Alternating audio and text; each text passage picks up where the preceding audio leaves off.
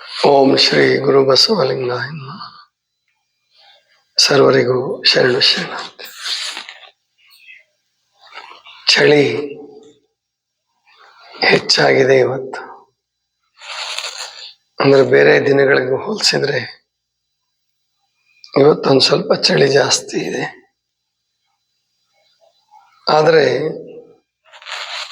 ನಮ್ಮ ಚಳಿಗೆ ಉತ್ತರ ಭಾರತದ ಚಳಿ ಹೋಲಿಸ್ಕೊಂಡ್ರೆ ನಮ್ಮ ಚಳಿ ಏನೂ ಅಲ್ಲ.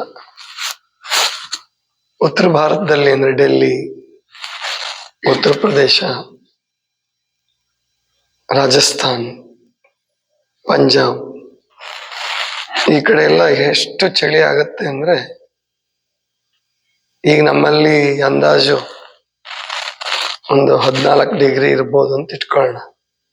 14-15 ಡಿಗ್ರಿ ಸೆಲ್ಸಿಯಸ್ ಇದೆ ಅಂತ ಇಟ್ಕೊಂಡ್ರೆ, ಅಲ್ಲಿ 3 ಡಿಗ್ರಿ 2 ಡಿಗ್ರಿಗೆ ಇಳಿದಿರುತ್ತೆ. ಇನ್ನು ರಾಜಸ್ಥಾನದ ಕೆಲವು ಭಾಗದಲ್ಲಿ ಎಲ್ಲಿ ಬಿಸಿಲು ಬಹಳ ಇದೆಯೋ ಅಲ್ಲಿ ಎಷ್ಟು ಚಳಿ ಆಗುತ್ತೆ ಅಂದ್ರೆ -1, 2 ಅಂದ್ರೆ ಮಂಜುಗಡ್ಡೆ, ನೀರು ಮಂಜುಗಡ್ಡೆ ಆಗ್ಬಿಡುತ್ತೆ. ಮತ್ತೆ 12 ಗಂಟೆ 1 ಗಂಟೆ 2 ಗಂಟೆ ಆದ್ರೂ ಸೂರ್ಯ ಸುಮ್ಮನೆ ಲೈಟ್ ಹಾಕದಂಗಿರುತ್ತೆ ಅಷ್ಟೆ. ಸೂರ್ಯನ ಬೆಳಕು ಶಾಖ ಹತ್ತೋದೇ ಇಲ್ಲ. ಅದಕ್ಕೆ ವಿರುದ್ಧವಾಗಿ ಬೇಸಿಗೆ ಕಾಲದಲ್ಲಿ ನಮ್ಮಲ್ಲಿ ಬಹಳ ಅಂದ್ರೆ ಧಾರವಾಡದಲ್ಲಿ 35, 36, ಈ ಸಾರಿ ಏಪ್ರಿಲ್ 40ಕ್ಕೂ ಹೋಗಿತ್ತು. ಏಪ್ರಿಲ್ ಮೇ ಕಡಿಮೆ, 40ಕ್ಕೂ ಹೋಗುತ್ತೆ, ತುಂಬಾ ಕಡಿಮೆ, 36, 37 ಇರುತ್ತೆ. ಅಲ್ಲಿ ಸಹಜವಾಗಿನೇ ಏಪ್ರಿಲ್ ಮೇ 40 ಶುರು ಆಗಿದ್ರು 45, ಕೆಲವು ಕಡೆ 50, ಇನ್ನು ರಾಜಸ್ಥಾನದಲ್ಲಿ ಕೆಲವು ಕಡೆ 55ಕ್ಕೆ ಹೊರಟೋಗ್ಬಿಡುತ್ತೆ. 55 ಅಂದ್ರೆ ಗೊತ್ತಾಗತ್ತೆ ನಿಮಗೆ, ಕಲ್ಪನೆ ಇದೆಯಲ್ಲ. 100 ಡಿಗ್ರಿಗೆ ನೀರು ಏನಾಗುತ್ತೆ, ಕುದಿಯುತ್ತೆ, ಬಾಯ್ಲಾಗುತ್ತೆ. ಬಿಸಿನೀರು ನೀವು ಸುಮ್ಮನೆ ಕುಡಿಯೋ ನೀರಿಟ್ಟು ಕೂಡ ಒಳಗಡೆ ಇಟ್ಕೋಬೇಕು, ಅದು ಮಡಕೆಯಲ್ಲಿ ಇಡಬೇಕು, ಅಂದ್ರೆ ಮಾತ್ರ ತಂಪಿರ್ತದೆ. ಇಲ್ಲದೆ ಹೋದ್ರೆ ಕುಡಿಯೋ ನೀರು ಬಿಸಿನೀರು ಹಾಕೋಗ್ಬಿಟ್ಟಿರುತ್ತೆ. ಅಷ್ಟು ಹೀಟ್ ಅಂದ್ರೆ ಅಷ್ಟು ಉಷ್ಣ. ಇಂತಹ ಭೂಮಿ ಮೇಲೆ ಮನುಷ್ಯ ಇಷ್ಟು ಅಂದ್ರೆ ವಿಷಮಕರ ವಾತಾವರಣ ಇದೆ. ಕೆಲವು ಕಡೆ ಸೂರ್ಯ ಬಹಳ ಕಡಿಮೆ ಬರ್ತಾನೆ.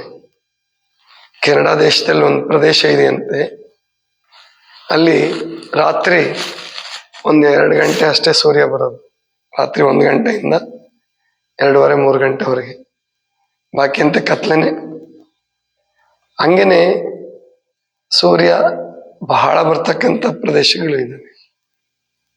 ಅಲ್ಲೂ ಮನುಷ್ಯ ತನ್ನ ಭಾವವನ್ನು ವಿಸ್ತರಿಸಿದ್ದಾನೆ, ಅಂದ್ರೆ ವಾಸ ಮಾಡ್ತಾ ಇದ್ದಾನೆ.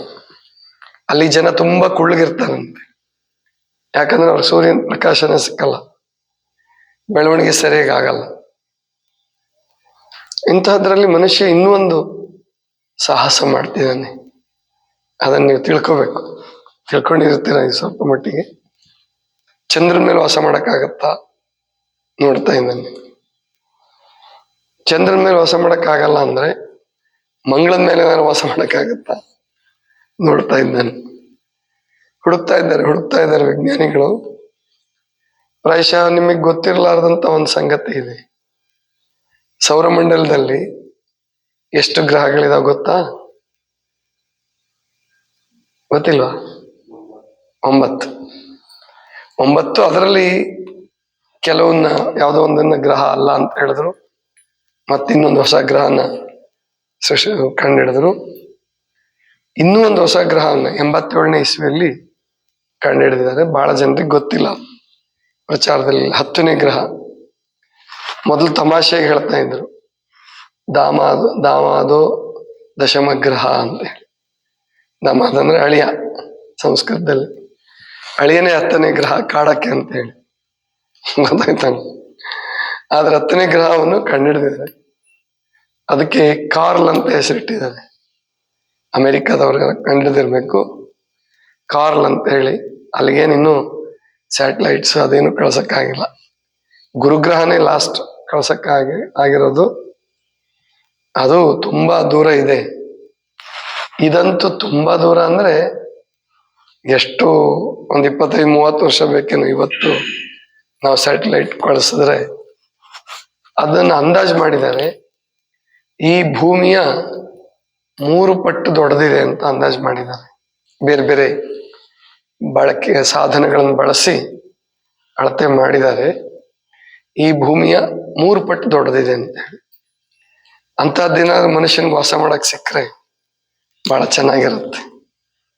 ಯಾಕಂದ್ರೆ ವಿಪರೀತ ಜನಸಂಖ್ಯೆ ಆಗಿದೆ ಇವಾಗ, 850 ಕೋಟಿ ಆಗಿದೆ. ಆದ್ರೆ ಅಲ್ಲಿ ಏನಾಗತ್ತಪ್ಪ ಅಂದ್ರೆ ವಾಸ ಮಾಡಕ್ಕೆ ಯೋಗ್ಯ ಆಗಿರೋದಿಲ್ಲ. ಈಗ ನಿಮಗೆ ಗೊತ್ತಾಗಬೇಕು ಅಂದ್ರೆ, ಈ ಶನಿ ಗ್ರಹನೇ ಸೂರ್ಯನ ಸುತ್ತ ಒಂದು ಸುತ್ತ ಬರಕ್ಕೆ ಸುಮಾರು 29 ವರ್ಷ ಬೇಕು ಅಂತ ಕಾಣುತ್ತೆ.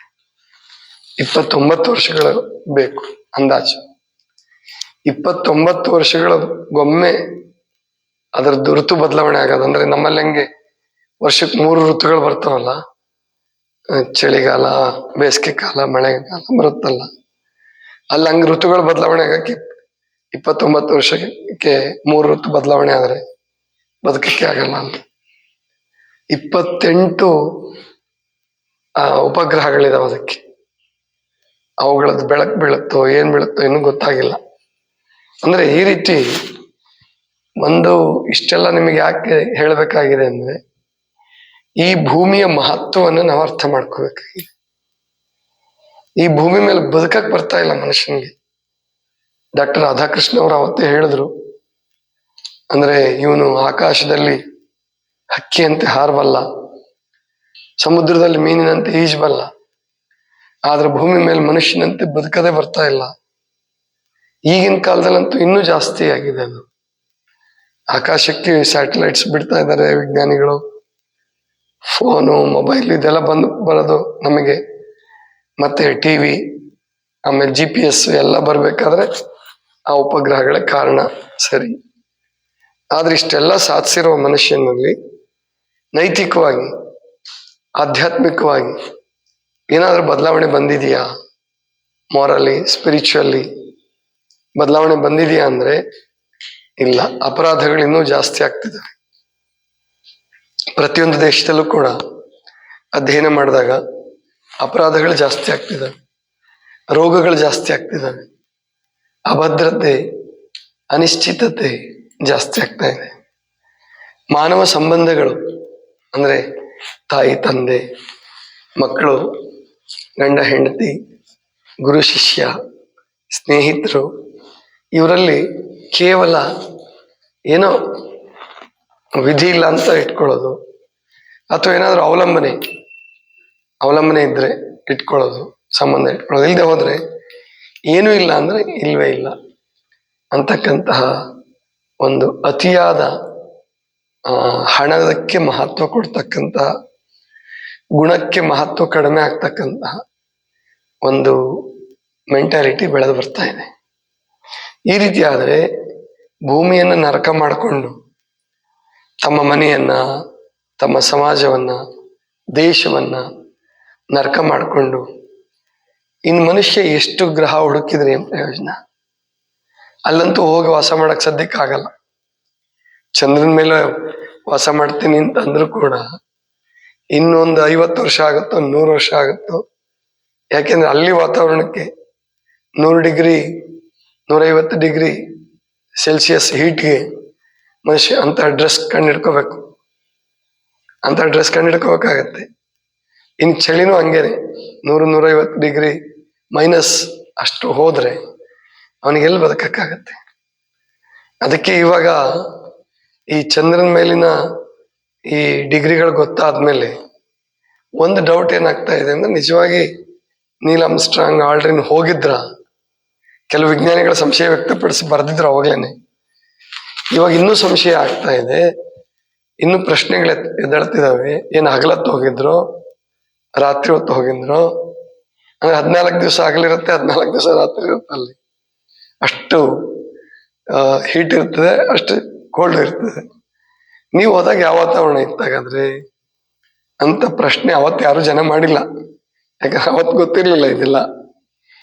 ಅಂದ್ರೆ ವಿಜ್ಞಾನಿಗಳು ಅಂದ್ರೆ ರಷ್ಯಾವನ್ನು ಮೀರಿಸ್ಬೇಕು ಅಂತ ಹೇಳಿ, ನಾವು ರಷ್ಯಾದವ್ರ ಕೈಲಿ ಆಗ್ಲಾರ್ದ ಕೆಲಸ ಮಾಡ್ಬೇಕು ಅಂತ ಹೇಳಿ, ಒಂದ್ ವೇಳೆ ಹಂಗೇನಾದ್ರೂ ಬೇರೆ ಭಾಗದಲ್ಲಿ ಎಲ್ಲೋ ಒಂದು ಪರ್ವತ ಪ್ರದೇಶದಲ್ಲಿ ಇಳಿದು ಅಲ್ಲಿಯ ಮಣ್ಣು ಕಲ್ಲುಗಳನ್ನು ಸಂಗ್ರಹ ಮಾಡಿ ಅದು ಚಂದ್ರಲೋಕದ್ದು ಅಂತ ಹೇಳಿದ್ದಾರೆ ಅಂತ ಕೆಲವು ವಿಜ್ಞಾನಿಗಳು ಆಕ್ಷೇಪಣೆ ಎತ್ತಿದ್ರು ಅವಾಗ್ಲೇನೆ. ಅವಾಗೊಂದ 20 ವರ್ಷದಿಂದನೇ ನಾನು ಕೇಳಿದ್ದೆ ಈ ಸಂಗತಿಯನ್ನ. ಹಂಗೇನಾದ್ರೂ ಆಗಿದ್ರೆ ಅದು ಅಪ್ರಾಮಾಣಿಕತೆ, ತುಂಬಾ ಅಪ್ರಾಮಾಣಿಕತೆ. ಯಾಕಂದ್ರೆ ಎಂದು ಅಂತಹ ಸುಳ್ಳನ್ನ ಹೇಳಬಾರದು. ಅವ್ರು ಸುಳ್ಳೇ ಹೇಳಲಿ ನಿಜನೇ ಹೇಳಲಿ, ಇಷ್ಟಂತೂ ಸತ್ಯ, ಅಲ್ಲಿ ಅತಿ ಉಷ್ಣ ಅತಿ ಶೀತ ಇರೋದ್ರಿಂದ ಅಲ್ಲಿ ಮನುಷ್ಯ ವಾಸ ಮಾಡ್ಲಿಕ್ಕೆ ಯೋಗ್ಯ ಆಗಲ್ಲ. ಇಲ್ಲೇ ನಮ್ಮಲ್ಲೇ ಭೂಮಿ ಮೇಲೇನೆ ಸೈಬೀರಿಯಾ ಅಂತ ಒಂದು ಪ್ರದೇಶ ಬರುತ್ತೆ ರಷ್ಯಾ ದೇಶದಲ್ಲಿ. ತುಂಬಾ ಚಳಿ, -60 ತನಕ ಹೋಗಿರುತ್ತೆ ಅಲ್ಲಿ. ಅಲ್ಲೇ ಮನುಷ್ಯನಿಗೆ ಇನ್ನೂ ವಾಸ ಮಾಡಕ್ ಆಗ್ತಾ ಇಲ್ಲ, ವಾಸ ಮಾಡಿಲ್ಲ ಅಲ್ಲಿ.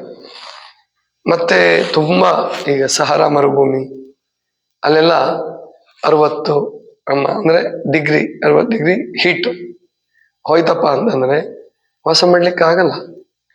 ಭೂಮಿ ಮೇಲಿರ್ತಕ್ಕಂಥ ಜಾಗಗಳಲ್ಲಿಯೇ ವಾಸ ಮಾಡಕ್ ಆಗ್ಲಾರ್ದಂತ ಮನುಷ್ಯ ಇನ್ ಚಂದ್ರಲೋಕಕ್ಕೆ ಹೋಗಿ ವಾಸ ಮಾಡ್ತೀನಿ, ಮಂಗಳ ಗ್ರಹಕ್ಕೆ ಹೋಗಿ ವಾಸ ಮಾಡ್ತೀನಿ ಅಂದ್ರೆ ಅದ್ ನಂಬಲಿಕ್ಕೆ ಆಗಲ್ಲ, ಸುಳ್ಳು. ಮತ್ತು ದುಡ್ಡು ಸುಮ್ಮನೆ ಹಾಳು ಮಾಡ್ತಿದ್ದಾರೆ. ಅದೇ ಹಣವನ್ನ ಈ ಭೂಮಿ ಮೇಲೆ ಕಾಡು ಬೆಳೆಸೋದಕ್ಕೆ ಮತ್ತು ಮರುಭೂಮಿಗಳನ್ನು ಬದಲಾಯಿಸೋದಕ್ಕೆ, ಭೂಮಿಯ ತಾಪಮಾನವನ್ನು ಕಡಿಮೆ ಮಾಡೋದಕ್ಕೆ ಬಳಸಿದ್ರೆ ಎಷ್ಟೋ ಅನುಕೂಲ ಆಗುತ್ತೆ. ಅದನ್ನ ಬಿಟ್ಟು ಇಲ್ಲದನ್ನೆಲ್ಲ ಮಾಡ್ಕೊಂತ ಹೋಗಿ ಸಾಮಾನ್ಯ ಜನರಿಗೆ ಏನೋ ಒಂದು ಆಸೆ ತೋರಿಸ್ತಾ ಕೆಲವರು ರಾಜಕಾರಣಿಗಳು, ವಿಜ್ಞಾನಿಗಳು ಈ ತರಹ ಹಣವನ್ನು ಖರ್ಚು ಮಾಡಿದ್ರೆ ಅದು ಯಾವ ಪುರುಷಾರ್ಥಕ್ಕಾಗಿ?